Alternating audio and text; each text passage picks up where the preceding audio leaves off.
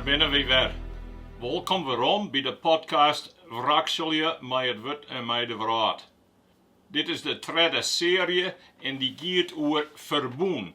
Jaften en verplichtings voor elsenien. En dit is de tweede episode. En in deze episode zullen we het hebben over twee verschillende dingen. Eerst zullen we het hebben over binnen alle mensen ben van God. En de tweede is dat de eerste zendelingen die gingen voor het eerst naar een stad en een plek waar de mensen niet wisten van de ene en wiere God die het hemel en aarde maken had en ik voor alle mensen zorgen had en die ik wil dat de mensen naar hem zieken en mij hem liefje. In de oaren episodes of sessies hebben we gezien dat benamen in het Oude Testament de relatie tussen God en mensen beschreven is in termen van Ferbûn. En in een Ferbûn jouwt God zegeningen en beloftes, maar ook verplichtings voor de mensen die dat krijgen. En de eerste keer dat we lezen in Genesis over Ferbûn is in hoofdstuk 9. De grote watervloed had krekt west, het land is weer droog en God maakt een Ferbûn met Noach en zijn familie die uit de ark kwam en ook alle beesten die uit de ark kwamen, dat hij zo neer werd zulke dodelijke watervloed over de aarde brengen om daarmee het leven van mens en beest bij te nemen. En God joeg daarbij een teken. De bogen in de wolken. De regenbogen.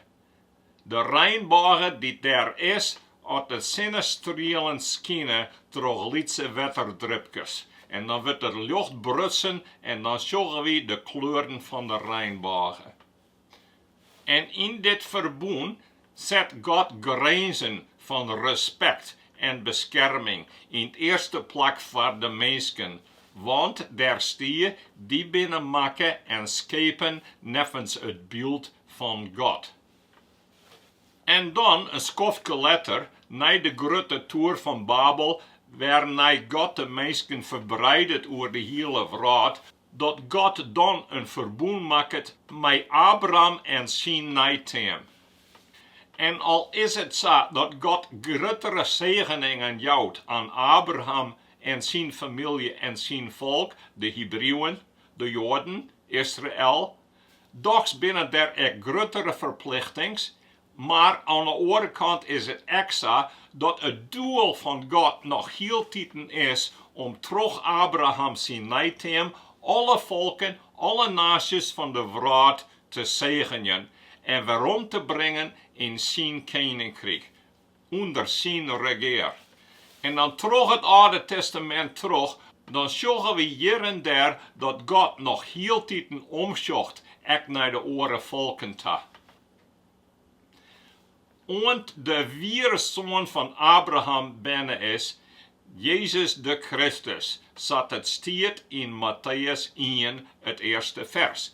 Want het is door Jezus Christus, de wiere zoon van Abraham, dat er zegen is voor alle volken en alle naties van de wereld. En als Jezus de Christus verstorven is en weer opstaan is en naar de hemeltuin is, dan jouwt God zijn heilige geest.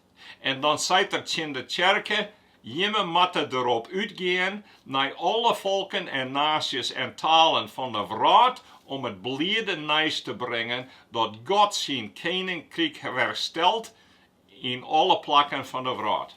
En dank aan God is dat ook het goede nieuws, het evangelie te ons komen. Ja, ook te de Friesen, terug Bonifacius en Luther en andere mannen die ook komen binnen te ons uitvers om Herren ook het goede nieuws, het blijde nieuws van Jezus Christus te brengen.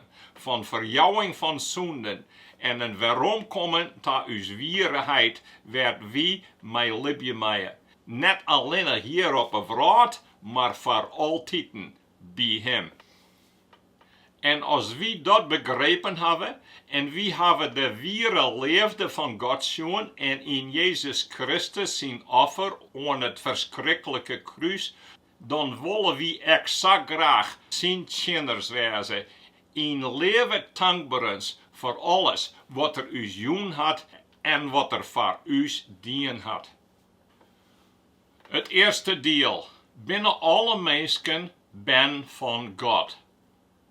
In het eerste plek hebben we zien, en ik heb het correct nog nemen, dat in Genesis 9 God zegt, na de zondeval, dat alle mensen skepen binnen nevens het beeld van God. En dat betekent dat we in zekere zin ook op ons heidelijke die ons maken had.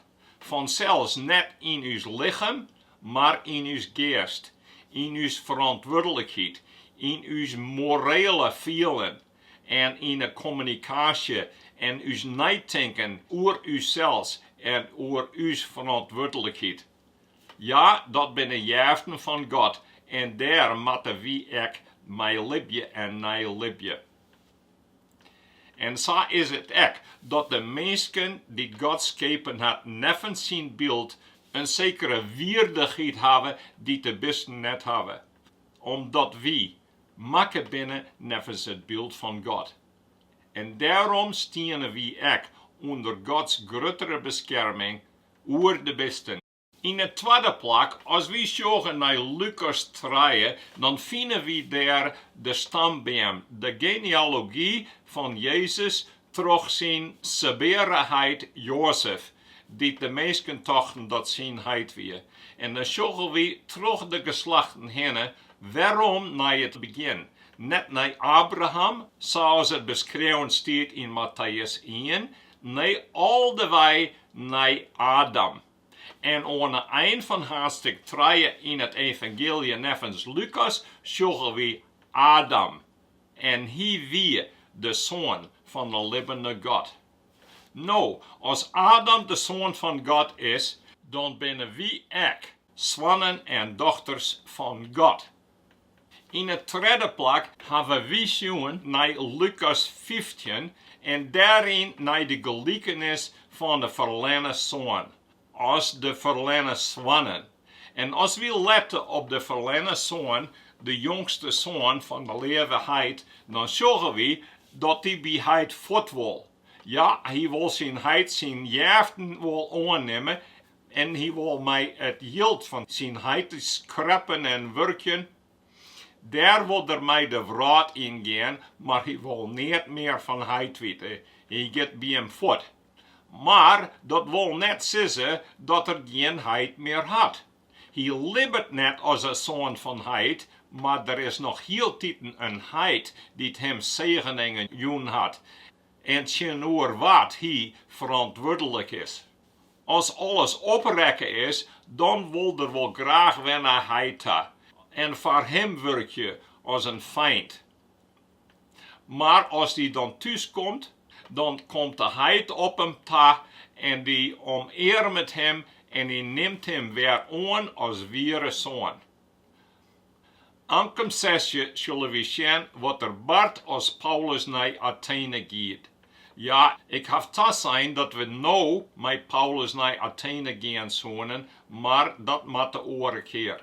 Maar als Paulus in Athene is, dan spreekt er daar de atheïsten en pantheïsten die God net kennen. En dan zei er zijn heren, ik ben het eens met jemme poëten, met jemme dichters, die zijn hebben, wie binnen de nakomelingen van God.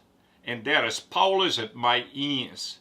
En zo zoeken we bij deze 4 verwijzingen naar de schrift, dat alle mensen in zekere zin Gods band binnen. Want alle keren hebben we van God jaften krijgen. Jaften van libben en ziekheljen en jaften in leefde. Jaften in de zinneschijn en in rein wetter en in goede rispingen. En zadwaande moeten ook alle mensen deze God haar heid opzykje en met hem libje. In blijde dankbaarens voor wat hij doen had en voor haar dien had. Nou is er altijd het gevaar dat als we grote privileges krijgen en grotere zegeningen als jeften dan andere mensen, dat we daar trots op worden en op andere mensen delsjoggen en denken dat we beter binnen. En dat is een groot gevaar. En dat hebben we echt schon in de tweede serie, waarin we zeggen dat Jezus en God vaak de zaak op een kop zetten. En dat de trotse mensen die denken dat ja zo goed binnen, dat die onderaan komen. Whereas de armen en de mensen die in niet binnen en dat God roepen om hulp, dat die omheen worden en in ere hersteld worden. En zo hebben we echt schon dat de Joden vaak lulk waren als God door zijn profeten, als Jezus Christus zei, dat de genade jeften die ja kriegen hienen, nou naar de heidenen gangen. Want daar kunnen ze maar min oor. En zo is het echt in sommige tsjerken en bij sommige christenen dat ja delsjoggen op een mensen die in zonde leven, omdat ja de wiere heite God net kent. Maar Jezus is net alleen gekomen om de verlenen skepen van Israël erbij te loeken, maar alle verlenen skepen die ik zien ben binnen. En daarom zullen we echt naar Pinksteren dat God met heilige geest de tsjerken naar alle naties stuurt. Zo hebben we een keer een dominee gehad en die zei, je moet net zien wildvreemde mensen zeggen dat Jezus haar een leef had. Waar weet dat nou? Want dat binnen vaak net de uitverkarte mensen zoals us. Wie leven in het Ferbûn? God had us bijna litten in de tsjerken en de gemeenschap van de christenen. Dat liet zien dat God us leef had, maar net die andere mensen. Want waarom zouden die accepteren dat ze zonders binnen en dat ze God nodig hebben? En zo is het echt in sommige tsjerken dat ja denken dat de mensen die van God net weten, dat die dan echt de net uitverkarten binnen, die God net zegen je wil voor het eeuwige leven. En het is zelfs zo dat diezelfde dominee zei dat er kwam tot Johannes 3 vers 15, dat er zei dat God net de hele vraag zal leven dat er zijn zoon had, maar dat het eens betutten moet, God hier zijn tsjerken, de uitverkarte mensen zal leven, dat er zijn zoon stuurt had. Maar dat doogt net. En als we zo denken en zo praten, dan hebben we diezelfde trots die de wetsleraars in Jezus tijd echt hienen. En daar moeten we tegen voor oppassen. Want een prote laatsten zullen de eersten worden en een prote eersten die binnen in de tsjerken en de christelijke gemeenschap, die zullen de laatsten worden. En zo heb ik echt een goede baptistenvriend en die schreeuwde me 2 weken verleden en zei, Eidse, hoe kannst du nou zeggen dat alle mensen ben van God binnen? Want Johannes schreeuwt in zijn evangelie, het eerste hoofdstuk, het 12e vers, dat wie ben binnen van God door het leven in Jezus Christus en zijn werk. En als dat zo is, dan kan het toch net wezen dat ik de andere mensen die net tot het leven komen, dat die ik al de ben van God binnen. Maar hier moet ik het over een wichtig principe in het lezen en begrijpen van de Bijbel. Want terug uit de Bijbel binnen er dingen die als het ware in een spanningsveld meien waar staan. En dan moeten we oppassen dat we net een van die zaken vasthouden en vanuit dat gezicht de hele Bijbel lezen en uitlezen. Maar dat we van het begin zorgen dat er echt andere schriftgedeelten binnen die daar zijn in liedje te gaan. Om zo alle schrift meien waar in de balans te houden. Diezelfde dominee waar ik het door hier, die wist vanzelfs dat Paulus schreef in de Romeinenbrief en aan de Galaten dat we alleen nog maar het eeuwige leven hebben door het leven in Jezus Christus. wie kennen er niet aan twadde terug uw goede dieren. En zo is het ook. En zo dwaan de zeier dat allinne het leven belangrijk is en dat we dus ook Jezus zien als onze redder. Maar dan binnen er oorformannen in de christelijke tsjerken en die zeggen ja, maar als we Jezus zoeken als onze redder, dan moeten we hem ook zien als ons Heer. En met hem leven in God vrezens. Nee, schreeuw us dominee, het is allinnig terug het leven. En uiteindelijk gaat het net omdat we Jezus volgen als met hem leven en hem als Heer en Meester aannemen in het leven. Maar dat doogt niet. Want als we naar alle teksten van de Bijbel zoeken, dan is het duidelijk dat goede dieren allinnig bestaan kunnen als ze komen van een wier leven. En als ze glorie brengen aan de Heere God. En aan de andere kant is het zo dat het leven in God allinnig het wiere leven is als daaruit ook vruchten komen. Vruchten van gehoorzaamheid en verdraagzaamheid. Vrucht van de Heilige Geest. Want als die er net binnen, dan kan er ook geen wier leven wezen. De beide dingen komen together en we kunnen haar net scheiden. En zo is het ook met het benwezen van de levende God. Want als het zo is dat alle mensen binnen van de levende God, dan moeten we ook zien dat de meeste mensen daar net naar leven willen. Dat de meeste mensen net aannemen willen dat ja een hemelsgeheid hebben. Dit ja weer opzichtje moet om met hem te leven en voor hem te leven in dankbaarheid. En zo is het dan dat beide kanten weer binnen. Krijgt als bij de verlenne zoon. Hij leven als hij er geen heid. Maar aan de andere kant moest er weer aangenomen worden door zijn heid naar ter inbekering weer een hoerstak aan. Beide wierheden moeten we in balans houden en we moeten net in voet praten door alle klam te lezen aan de andere kant die ook in de Bijbel staat. En nu komen we dan bij het tweede part van deze sessie. En we zullen het hebben over de eerste zendelingen die bij het eerste plek komen waar de mensen God net kennen. En we gaan naar het boek van de handelingen van de apostels. En daar lezen we in hoofdstuk 14. En ik begin bij het 5e vers. De heidenen en de Joden, mij haar voormannen, dienen er waar op om Paulus en zijn vrienden te mishandelen en te stenigen. Doet de apostels dat gewaar waren, namen ze de weg naar de steden van Lycaonië, Lycos, Lystra, Derbe en de omkreten, en daar brachten ze het evangelie ook.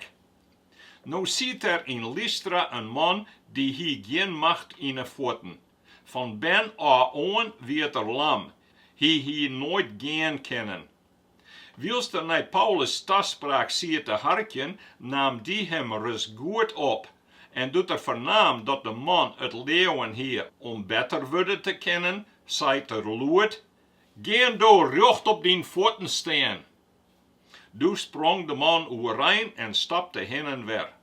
Doet al het volk zag wat Paulus dien hier, begonnen ze in het Lycaonisch te roepen, de goden binnen bij us op de eerde komen, als wienen het meesken. En ze neemden Barnabas Zeus en Paulus Hermes, omdat die het woord die. De priesters van Zeus, die boeten de stad zijn tempel hier, brachten bollen met kransen bij de poorten en wouden met het volk een offer brengen. Doet de apostels Barnabas en Paulus dat vernamen, squadden ze de kleen op, sprongen tussen het volk en rapen, mannen, waarom doen jullie dat? Wie binnen ek maar gewone mensen, krijgt liek als jullie. Wie zeggen jullie aan dat jullie van die onnutte dingen afkeren moeten tot de levende God, die de hemel en de eerde maken had, en de zee met alles wat daarin is. Hij had in de tijden die achter ons lezen alle volken op haar eigen wegen gewudde litten, al had er hem vanzelfs wel duidelijk zien litten dat er een God is, die het goed docht. Maar dat er jemme uit de hemel wij vruchtbare tierden troch rein wetter joeg en jemme blied maken met eten bij de roes. Met die woorden konden ze de meesten er maar met leien van aanhouden om haren een offer te brengen. Toen kwamen der Joden uit Antiochië en Iconium, die het volk bepraten. Ze stenigen Paulus en sleepten hem tot de stad uit, want ze tochten net oors als hij weer deed. Maar doet de christenen om hem heen stenen, kwamen er rein en gang de stad weer in. En de oren dijs reisde er met Barnabas naar Derbe. Eerst een paar opmerkings en dan zullen we verder naar de inhoud van deze tekst. In het eerste plek, Lycaonië is een regio in het Turkije van Joodse en het is in het zuidwesten, net zo ver van de zee af. En daar hielden de meesten haar eigen taal, het Lycaonisch. En zodoende kan het wezen dat de meeste mensen in die stad eens net de taal sprutsen die Paulus en zijn mannen sprutsen. En ik, als ja in het Lycaonisch rapen dat de goden welkomen wienen op de earste, dat Paulus en Barnabas dat net dadelijk terugheen. In het tweede plek is het zo dat neffens de tekst dat er geen synagoge weer. En ik het historisch onderzoek had niet zien van een synagoge op dat plek. En zodoende wie er geen Joodse gemeenschap die de meesten leren koe over de ene wiere God. Er wie likwijls een tempel voor de haatgod van de Grieken, Zeus. En daar wisten de meesten al van. En zo wie er ook een oude legende die zei dat in verliezen tijden Zeus en Hermes tot de aarde kwamen en Lystra bezochten. En doet ze daar kwamen, toen wonen ze onderdak hebben bij de meesten in Lystra, maar die wonen haar net in huis. Aan een van de dag, nadat ze een hele menigte meesten bezochten, kwamen ze bij een aardstel meesten in een lietshuisje en daar werden ze innomen. Nou zei het verhaal dat dat oude stel die werden rijk zegenen en haar een plek wat maken tot de tempel. Maar de oren meesten van de stad die waren slim van tjerken, omdat ze net gastvrij wienen tegenover de goden. En zo zei het verhaal, de tijd zal komen dat deze goden weerom komen. Zodoende moet je hem klaarstaan voor de dag dat je weerom komen. Laten we nu naar de tekst zien. Het is zo dat als Paulus en Barnabas in Lystra komen, dat ze net in het eerste plek naar de synagoge gaan. Er is geen synagoge. En dus praten ze direct in het publiek, vaak op het Merkenplein, zat Paulus echt die letter in de stad Athene. En daar vertelde de Herren over God, maar de meesten begrepen hem niet. En doet Paulus een verlamde man zegt die het leeuwen hier om beter te worden, toen had Paulus deze man ooreinlutsen en hem de kracht in de schonken zodat hij keuren kon. En vanzelfs is dit een groot wonder. Krijgt zo wat als we lezen in Handelingen hoofdstuk 3. Doet de apostels kwamen aan de poorten van het tempelterrein, werd een man stiet te biddelen. En die man, die ek van memmeskutte a verlamd weer, die joegen ze ek de kracht om weer te rennen. En dat is vanzelfs een groot wonder. En dat zeggen de meesten ek. Maar in Jeruzalem, dan wie het zat dat de meesten wisten van de profetieën van Jesaja. En zodoende wisten ze dat in Jesaja het 34ste hoofdstuk, zat wie dat nou hebben en nemen, dat daar sprutsen wordt over grote wonders als God zijn volk weer opziekt. En zodoende kunnen de apostels het verband lezen tussen wat Jesaja zei en wat God hier doen in Jezus de Christus, de Zoon van God. Maar hier in Lystra is dat oors. Want als ja dit grote wonder zag, dan denken ja aan haar eigen goden. En zadwaande kennen ze net oors als denken dat deze twee mannen dan de goden binnen die tas zijn hienen dat ze waarom komen zoenen. En zadwaande is het zo dat het geweldige wonder dat Paulus en Barnabas dienen, dat ze dat interpreteerden vanuit haar eigen religie en haar eigen cultuur. Nou, daar schrikken Paulus en Barnabas van. En ze schreeuwen het uit. En ze rennen naar de mensen toe. Nou, vanzelfs begrijpen we dat dit net een goede situatie is waar Paulus zijn verhaal kan houden. En we kunnen begrijpen dat er net zo volle mensen de tijd als de rest hebben om naar Paulus te luisteren. Maar wat zei Paulus eens? Wat binnen zijn woorden? Wat is de wierheid waar het hiermee komt naar het volk dat haar een God net kent? Hij zei, mensen jemmen toch verkeerd, want wie binnen ek, mensen krijgt ze als jemmen. En hij zei, wie brengen jem goed nice. Jemmen moeten ophouden met deze weerdeloze dingen en de wiere ûndersykje, want hij is de schepper van alle dingen. In het verleden liet er alle volken op aarde haar eigen gang gaan, maar hij had hem zelfs dags even bieren terug aan alle mensen goede dingen te doen, zoals rein water en oren zijningen en eten bij de roers, zodat de mensen er willen en nog hebben kunnen. Nou, dit onderwijs van Paulus joeg geen vertuten, want het was net een goede tijd om de mensen onderricht te gaan. Maar ekkel wienen der sommigen die wel jaren wonen, toen kwamen de Joden uit andere steden en die zetten de mensen op en hitsten haar op, zijn Paulus en Barnabas en wat ja zijnen. En in een gang ze Paulus tjenigen en tochten dat er der weer. En ja, sleepten zijn lichaam de stad uit. Maar doet er christenen om hem heen stenen, wie weten net wat dat wienen, doe gang er opsteen, gang mij haren de stad weer in en de oren dijs gang er naar Derbe te. Dit is vaak de eerste keer dat we in de Bijbel zeggen dat het evangelie van God en zijn goede dieren gebracht wordt aan mensen die God net kennen en van hem net yet hebben. En het is nieuwsgierig om te zien dat Paulus hier net met haar praten kan over het verbond met Abraham, of de Exodus uit Egypte, of Gods zegeningen en woorden door de profeten. Nee, hij gaat hier waarom naar het begin, naar de schepping, met de twadde schepping, dat God een verbond maakt met alle volken. En dat God zei, ik zwaar je voor hem, ik jou je met leven en alle goede dingen.